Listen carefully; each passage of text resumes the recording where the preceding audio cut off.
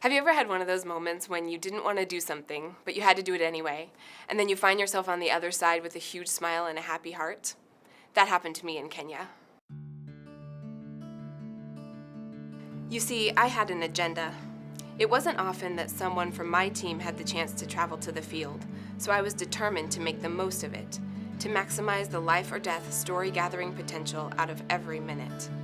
And in a place where visiting just one rural family requires a 2+ hour drive each way over rocky hills and footpaths, I didn't have time for a side trip to witness a successful, not need-focused, story about water programs. But while I was the leader of our small team, I hadn't anticipated the influence of Moses, the inspiring leader of our local team. He was the type of man who demands and then actually warrants respect. And he wanted us to go visit Sabina and her family. I knew about Sabina. She was somewhat of a celebrity in the storytelling world of our work. 2 of my colleagues had spent time with the Kenyan woman a year earlier to learn about and experience for themselves Sabina's greatest challenge, bringing clean water to her family. Ever since she was a little girl, Sabina had spent 4 hours every day in pursuit of water. She traveled to the closest river, over sand, rocks, and thorn bushes, and under the relentless African sun, 1 hour each way 2 times per day. At the river, she would dig a hole in the sandy shore to create a pool of fresh water with which to fill up her canister. Then she carried the 70 pounds of water back home and used it to cook, clean, wash clothes, and bathe her children.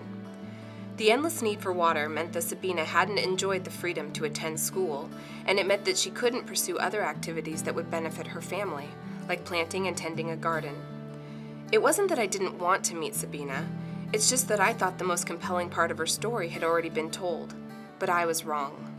We arrived at Sabina's home late in the afternoon and found that she was out running an errand. Even though it was our fault for being hours late, I felt selfishly justified in my opinion that this visit was not worthwhile, but we were there, so we might as well wait for Sabina to return. We weren't alone as we waited. Some young children were among those at the compound when we arrived, and as we stood nearby, they began quietly singing a simple tune. I asked one of our guides to translate the words. The children were singing, "My heart loves so much Carrie." And then my heart began to soften as I thought about how sweet it was that they remembered with fondness the colleague who had come before us. As I walked slowly around Sabina's compound, I began noticing some remarkable things. Like how she'd built a storage shelf to keep her modest collection of plates and cups perfectly stacked above the ground.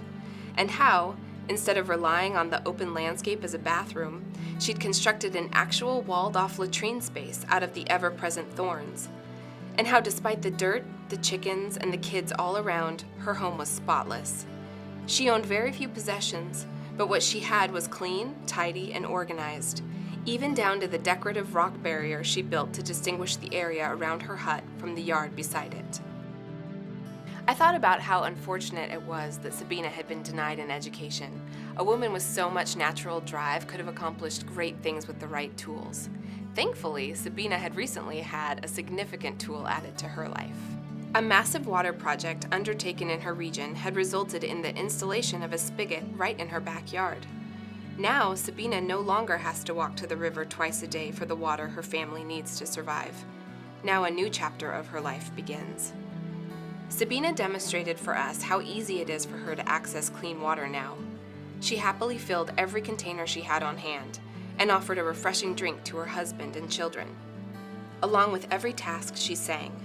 Her song was a constant part of her life, and those around her joined the chorus. We were delighted to see how quickly Sabina's life was transformed by having clean water within reach. But part of why we came to visit her that day was to bring a little more delight into her life. Sabina's story had been featured in a recent issue of World Vision's magazine, and we brought copies for her to keep. In a part of the world where Facebook and Instagram are as incomprehensible as time travel, it's a pretty big deal for someone to see themselves in a photograph. Her ambitious, but until now denied, spirit burst through as she thanked us for the gift and asked, "What can I do to read this, since I didn't go to school?" Then Sabina and her best friend, Christina, began jumping and waving their hands in the air as they laughed and shouted words of happiness and thanks.